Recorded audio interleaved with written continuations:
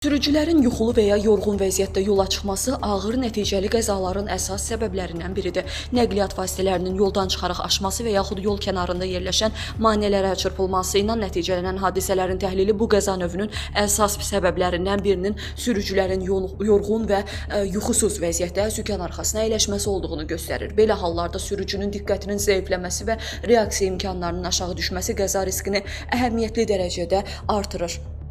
Xüsusilə son zamanlar kənd təsərrüfatı və digər istehsal sahələrində çalışan işçilərin daşınması zamanı sürücülərin iş və istirahət rejiminə lazımi nəzarətin olunmaması qəzalara səbəb olur. Səhər erkən saatlarında yuxusuz halda yola çıxmaq, uzun məsafələri fasilə vermədən davam etdirmək sürücünün yuxulanma və diqqət yayılması riskini artıraraq ağır nəticəli hadisələrlə nəticələnir. Bu sahədə fəaliyyət göstərən hüquqi və fiziki şəxslərə bir daha bildiririk ki, işçilərin daşınması zamanı yalnız saz vəziyyətdə olan və təhlükəsizlik tələblərinə cavab verən nəqliyyat vasitələrindən istifadə olunmalı, sürücülərin iş və istirahət rejiminə ciddi nəzarət edilməlidir. Yorğun və yuxusuz halda sürücülərin sükan arxasına keçməsinə şərait yaradılması yol verilməzdir. Unudulmamalıdır ki, hər bir işçinin həyatı və sağlamlığı onların daşınmasını təşkil edən şəxslərin birbaşa məsuliyyətidir.